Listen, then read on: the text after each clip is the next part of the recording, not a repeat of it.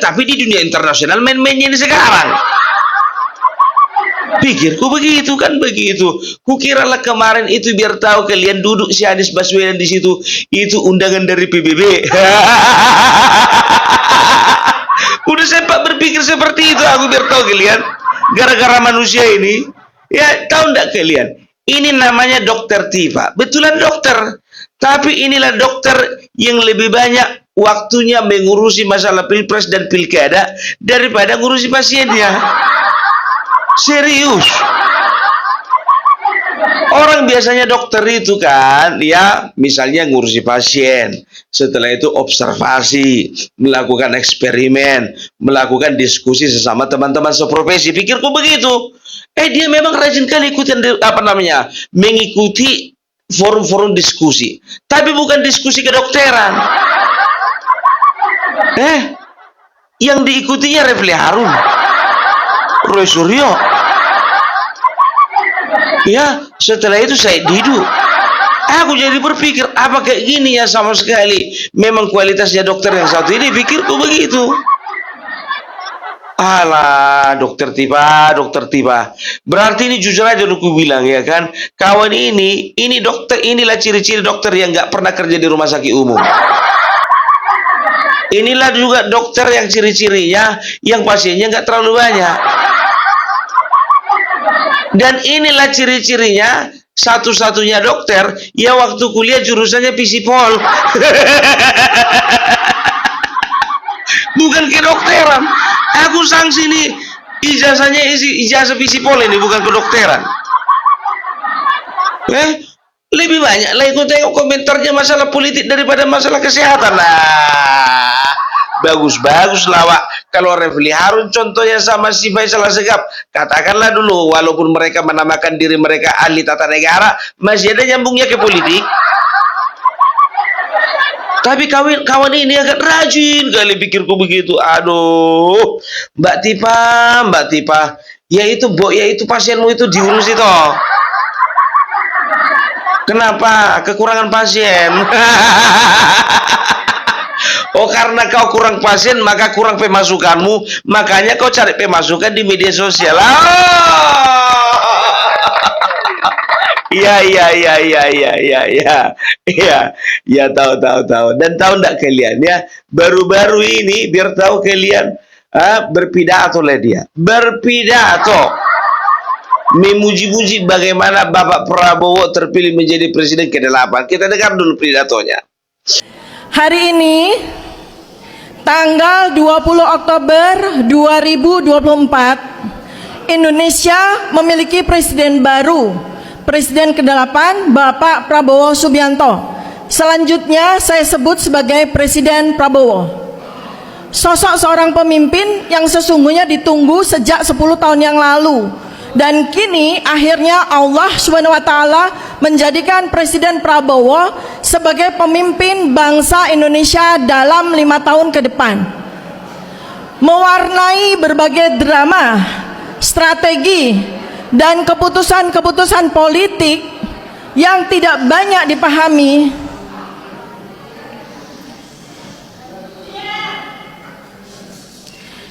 dan karenanya menghasilkan kekecewaan karena ketidakmengertian dan berbagai pengorbanan, termasuk pertaruhan harga diri yang dilakukan untuk memuluskan jalan menuju jabatan presiden, termasuk harus tunduk selama 5 tahun berdamai dengan pemimpin zalim untuk menuju kursi presidensi.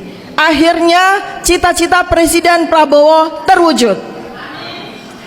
Para pendukung Presiden Prabowo 5 tahun ini merasa dipecundangi, dihianati, dibuat sakit hati dengan keputusan Presiden Prabowo masuk kabinet, menjadi menterinya, pembantunya seorang penguasa zalim, pembohong, penipu, dan pengutang terbanyak sepanjang sejarah Republik ini, termasuk menggandeng seorang yang sama sekali tidak kapabel, anak dari si penguasa zalim, pembohong, dan penipu. dalam 8 bulan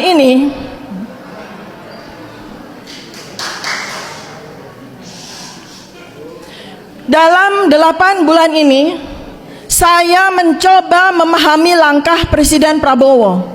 Mengapa harus memilih Gibran sebagai wakil presiden? Namun setelah hari ini 20 Oktober 2024 tiba, tanpa halangan saya akhirnya memahami bahwa Presiden Prabowo tidak punya pilihan lain selain menggandeng Gibran menjadi wakil presiden.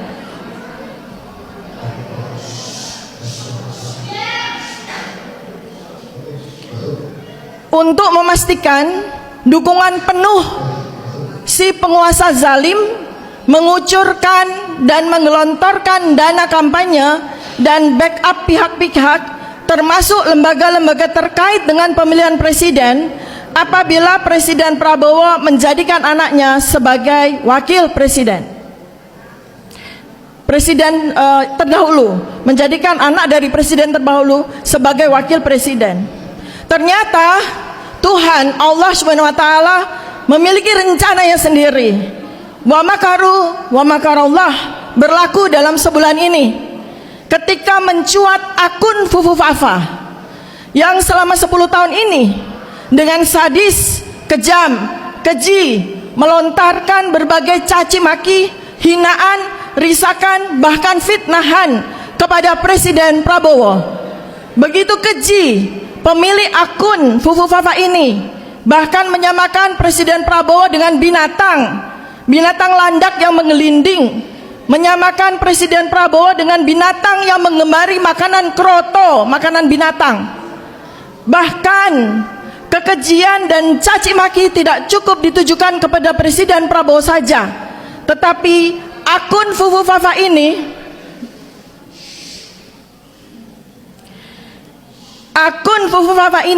juga tidak henti melontarkan caci maki, hinaan dan fitnahan kepada putra tercinta Presiden Prabowo, Mas Ragowo Hedi Prasetyo Joyo Hadikusumo, seorang anak berbakti yang sangat sayang kepada ayahandanya, kepada ibundanya, yang dibesarkan sejak kecil dengan penuh penderitaan dan nestapa tanpa kehadiran ayah yang dia sayangi dan ibu yang dia kasihi.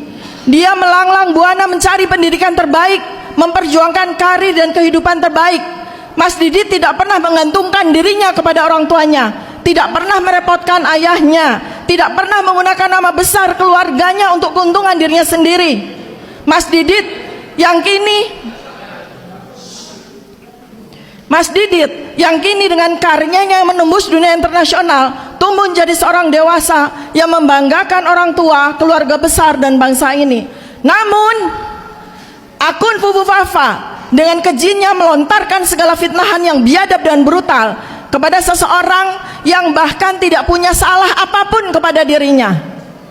Kejadian akun Fufu Fafa ini menjadi ujian pertama bagi Presiden Prabowo.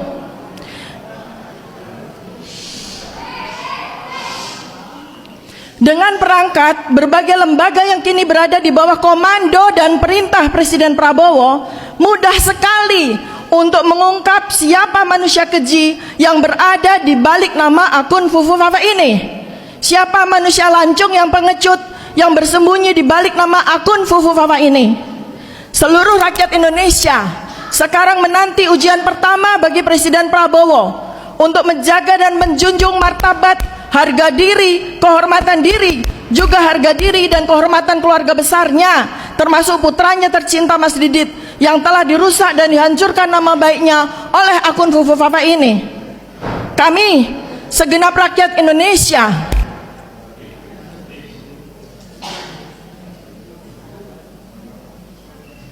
bersetuju dengan apa yang disampaikan Presiden Prabowo pada pertemuan bersama Partai PKB, bahwa caci maki adalah perbuatan tercela, tidak terpuji, bertentangan dengan ajaran agama Islam, bertentangan dengan ajaran agama-agama yang lain. Perbuatan tercela bila dilakukan oleh seorang pejabat bertentangan dengan pasal 7A Undang-Undang Dasar 1945, memastikan yang bersangkutan diberhentikan, dimakzulkan. kami segenap rakyat Indonesia tidak ingin nama baik, marwah, kehormatan Presiden Prabowo sebagai pemimpin bangsa dan negara ini dihancurkan oleh seseorang yang telah melakukan perbuatan yang begitu tercela. Presiden Indonesia adalah pemimpin besar di dunia, karena pimpinan negeri keempat terbesar di dunia. Tak selayaknya perbuatan yang tercela dibiarkan, menjadikan orang yang melakukannya menjadi duri dalam daging pemerintahan, bahkan menjadi beban yang berat bagi Presiden Prabowo akibat hinaan keji yang apabila tidak dilakukan tindakan apapun, dibiarkan begitu saja, sangat menimbulkan berbagai pertanyaan yang mengganggu batin seluruh rakyat Indonesia. Kami, seluruh rakyat, ingin 5 tahun ini dan seterusnya memandang Presiden Prabowo dengan hati tenang. Karena itu, pada kesempatan ini, saya memohon kepada Presiden Prabowo untuk mengusut tuntas akun Fufu Fafa dan menindaknya sesuai dengan kepatutan hukum yang berlaku di negara Indonesia. Dalam masa antara tahun 2024 hingga tahun 2029 kepemimpinan Presiden Prabowo, sebagaimana Presiden sampaikan dalam berbagai kesempatan, Indonesia dan dunia menghadapi tantangan yang amat sangat besar, yaitu gejolak geopolitik dunia yang mencapai titik kulminasinya, yaitu Perang Dunia Ketiga. Perang Rusia-Ukraina telah melibatkan banyak negara, kecamuk perang kawasan Timur Tengah yang makin membesar, dan ketegangan kawasan Laut Cina Selatan adalah ancaman Perang Dunia Ketiga yang sesungguhnya sudah berlangsung sejak 2022. Indonesia tak pelak akan menjadi bagian dari epicentrum Perang Dunia Ketiga dengan berbagai ancaman serius, karena Perang Dunia Ketiga di abad 21 ini melibatkan berbagai perangkat teknologi termasuk bioengineering weapon, senjata virus pembunuh dan pemusnah massal yang berkemungkinan digunakan untuk menyulut kekacauan dan pembunuhan tak terduga-duga bagi kawasan musuh dengan senjata virus dan kuman rekayasa teknologi. Dengan berbagai multiplier efeknya, kesehatan, ekonomi, sosial politik, pertahanan dan keamanan, serta ancaman pangan, maka Presiden Prabowo seharusnya didampingi oleh seseorang yang tidak hanya cerdas, berpengalaman, berkemampuan sangat tinggi, dan terampil dalam berbagai dimensi. Masa 5 tahun ke depan, segala yang dihadapi bangsa dan negara Indonesia begitu kompleks dan jauh dari sederhana. Maka tidak ada yang kebetulan bahwa pemimpin yang dipilih Allah saat ini adalah Presiden Prabowo. Semoga Presiden Prabowo menjadi antitesis dari pemimpin zalim sebelumnya, betul-betul menggunakan tugas dari Allah dan amanah dari rakyat dengan sebaik-baiknya, bukan menggunakan jabatan untuk memperkaya diri, keluarga, dan kroni-kroninya sebagaimana yang dilakukan oleh pemimpin sebelumnya. Tetapi beliau betul-betul menjadi pemimpin yang dapat dipercaya, amanah, fatonah, tablik, dan mampu membawa bangsa Indonesia menuju negara yang berketuhanan, adil, makmur, bersatu, dan hikmah dan kebijaksanaan, dan menjadi negara yang baldatun thayyibatun warobun ghafur. Amin, Allahumma amin. Sekian, terima kasih. Billahi taufiq wal hidayah. Wassalamualaikum warahmatullahi wabarakatuh. Iya, tepuk tangan dulu untuk manusia sampah yang satu ini.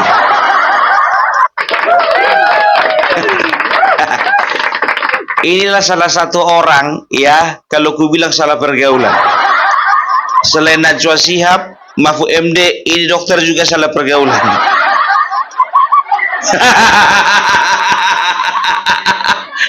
Dokter, kau dalam rangka apa kau bikin pidato begitu? Tahu kalian, ya, ini pidato kapan? Inilah pidato di mana acara diadakan Refli Harun dan kawan-kawannya ketika Bapak Prabowo melakukan pelantikan. Bapak Prabowo melakukan pelantikan, mereka bikin acara sendiri. Inilah manusia-manusia jahanam ini, biar tahu kalian. Inilah manusia sampah. Ku bilang manusia sampah karena apa? Setiap statementnya itu adalah jahanam semuanya. Setiap statement mereka itu, pernyataan-pernyataan mereka itu adalah fitnah. Fitnah itu bagiku adalah sampah. Sampah itu nggak berguna. Ya, selain dibuang, dicampakkan, dibakar kalau bisa. Ya, jadi tahu nggak kalian? Ya, kalau ku analisa, ini manusia ini satu-satu berpidato seolah-olah memuji Prabowo. Orang ini panik karena apa? Takut diculik.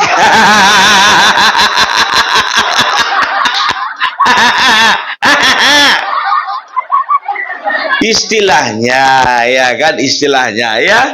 Jadi ketakutan orang ini semua. Makanya ku bilang ya, dengarkan apa yang yang kukatakan beberapa waktu yang lalu di setiap kontenku. Ingat nanti, mereka tidak akan pernah menyentuh Bapak Prabowo setelah dilantik.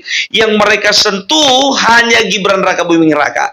Kenyataan sekarang bagaimana mereka menyentil Gibran Rakabuming Raka ya. Kita akan bahas dulu poin per poin dari apa namanya dari yang disampaikan oleh sampah negara ini. Yang pertama katanya Bapak Prabowo terpaksa ya memilih Gibran karena apa? Karena Bapak Prabowo seolah-olah kata dia ya mengharapkan kucuran dana dari penguasa zolim. Kau kira Bapak Jenderal kami itu miskin? Nggak, level jenderal kami itu sama Faisal Assegaf, sama si apa namanya Refli Harun, Rosuryo, gabung kalian semua bisa dibeli kalian biar tahu kalian. Enak kali muncul kau itu bilang demi kucuran dana dari lembaga-lembaga. Bapak kau, bapak lembaga-lembaga, tapi kalah apa? Kau bagus-bagus kau ngomong tipe, kau nggak punya dasar. Kalau ketakutan bilang. Kalau ketakutan itu ya kau datang pergi mereka ke tempat Bapak Prabowo minta maaf. Nggak kayak gitu kau. Ngapain kau cari muka? Mau jadi apa? Mau jadi menteri kesehatan?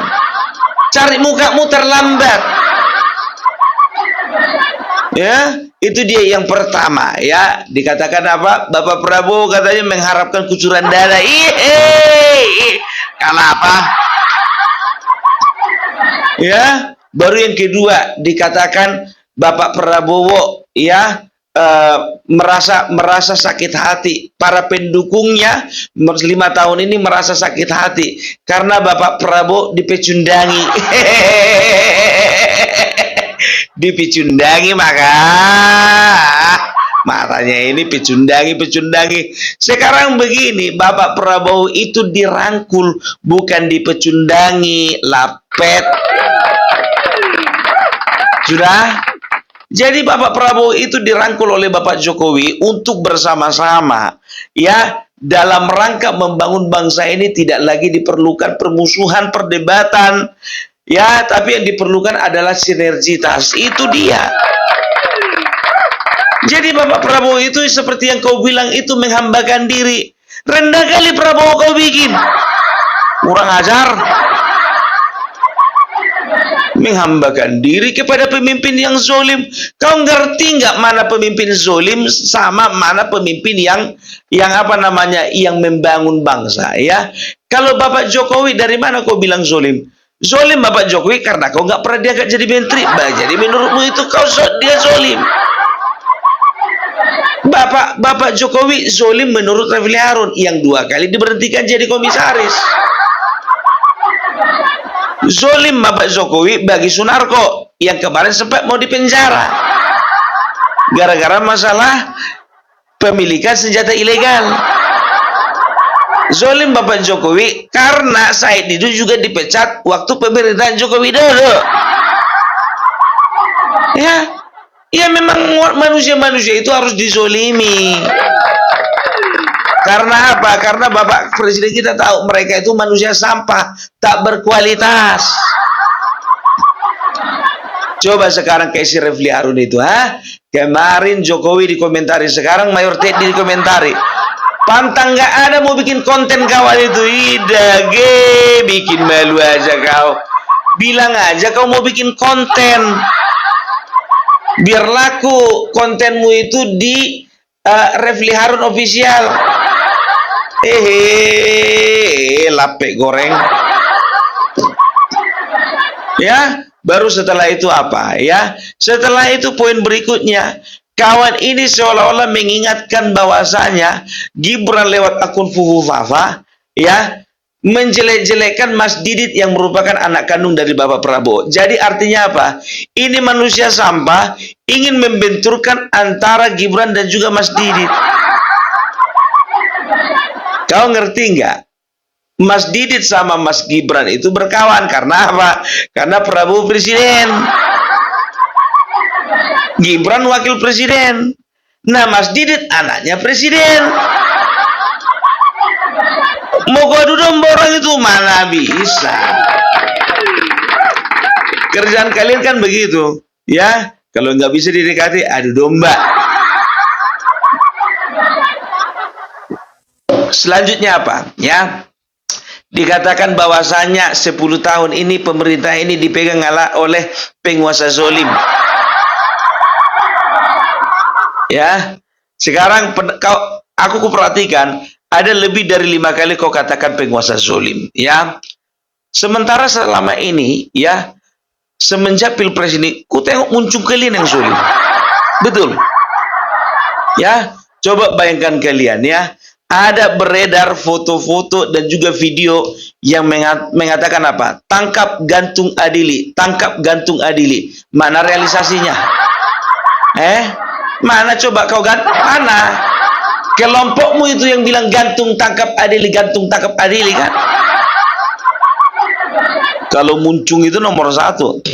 Orang kayak gini itulah dia, koarnya besar kali gitu. Mana kenyataannya nggak ada. Semua aku bilang sama kalian, jangan pernah percaya lagi sama mulut-mulut busuk kayak gini. Karena apa? Karena apapun yang dikatakan mereka, satu pun nggak ada realisasinya. Ini ku beri contoh beberapa. Ya, yang pertama, ya mereka katanya bisa membuktikan akun Fufu apa sebelum pelantikan. Mana? Roy Suryo, kau kutunggu-tunggu dari kemarin mana? Muncung kau itu aja memang lebar kali, bau napas kau, bodoh.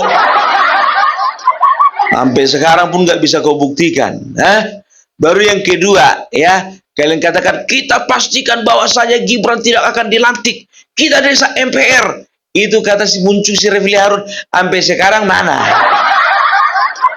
Peserta yang hadir di forum itu, ya merdeka, Allahu Akbar. Suka kali orang ini memperalat istilah-istilah agama gitu. Nggak boleh harusnya kan dia kan. Coba mana Refli Harun? Mana kau buktikan katanya kau mau desa MPR? Mana? Paling kalau misalnya disosor kau pertanyaan itu, ya karena DPR MPR juga sudah bagian dari mereka. Paling itu jawabanmu, bagudung. Ya kan? Itu dia. Apa lagi? Katanya 14 Oktober mereka akan bikin demo besar-besaran. Mana? Yang sama Presiden BEM itu si Satria itu namanya. Universitas Brawijaya, ganti kalian Presiden BEM kalian itu. Ngomong aja besar. Semua mahasiswa dari luar daerah, semua sudah datang ke Jakarta, sudah nginap di universitas-universitas untuk melakukan demo besar-besaran. Tahu kau, tanggal 14 Oktober itu kutunggu-tunggu, mana lah demonya, dipikirku begitu. Iya, itu makanya aku bilang, omong aja yang besar orang ini. Setelah itu apa? Ya, kita tanggal 21, kita akan dobrak, kita akan bikin gerakan besar-besaran. People power, kata si Amin Rais, people power.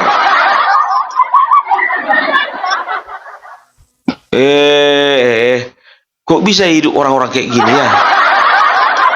Aku pun heran kok bisa gitu hidup orang-orang kayak gini. Jujur aku bilang. Terus apa lagi? Dikasihlah rentang waktu lagi. Kita biarkan dulu Presiden Prabowo, kata si Amin Rais. Nanti 3 bulan kita minta dia untuk memecat siapa si Gibran. Amin, jujur aja ku bilang sama kau ya. Urus aja dulu kesehatanmu. Baru kau urus kesehatan bangsa ini. Nggak cocok kau mengurusi kesehatan bangsa ini. Sementara otakmu pun juga perlu disehatkan. Apalagi si Amin Rais datang dia kemarin itu ke pelantikan, pikirku siapa lah yang ngirim ini ke sini, pikirku begitu kan. Wah, aku lupa kalau dia pernah dia jadi ketua MPR. Ya karena memang lihat kualitasnya itu rada gak percaya juga aku. Tapi cemana mau dibilang, tahun 99 kan aku udah hidup. Memang masih ingat aku itu ketua MPR si Amin Rais. Iya kan? Tapi bersama dengan rekan-rekan yang lainnya, mereka melakukan satu kecelaan lah di bangsa ini. Apa itu? Kudeta kali. Kudeta. Diacak-acaknya pemerintahan si Amin Rais. Siapa namanya, si Gus Dur. Ya, itu dia. Jadi udahlah ya Dokter Tifa. Ya aku bilang sama kau, nggak perlu kau cari muka sama Bapak Prabowo, terlambat. Itu yang pertama, percuma. Itu yang kedua, kelihatan goblok. Itu yang ketiga, sia-sia. Itu yang keempat, buang-buang waktu. Itu yang kelima, buang-buang tenaga. Itu yang keenam, buang-buang kuota. Itu yang ketujuh, banyak lagi biar tahu kau. Lama-lama, aduh, jujur kali ku bilang, menang cantik juga, menang cantik doang ya kau rupanya. Kalau kau perhatikan kan cantik juga mama ini, pikirku begitu. Tapi maaflah hatinya nggak cantik. Makanya mulai besok ya udah nggak usah lagi kau kumpul-kumpul sama orang Servele Harun. Ku bilang samamu, jangan salah pergaulan. Ya itu yang pertama. Kedua, tolonglah jangan terlalu nampakkan ke masyarakat Indonesia kalau kau itu pengangguran sebetulnya. Masa dokter ngurusin politik, dokter ngurusin kesehatan pasien lah. Bikin malu kau. Ya kalau memang mau tinggalkan klinikmu itu, tinggalkan tempat praktekmu itu, bergabung kau sama siapa? Bikinlah brandingmu itu sebagai ahli pengamat politik. Ya, itu dia. Apalagi munculnya itu dibilang katanya Anies Baswedan itu ditunggu dunia internasional itu.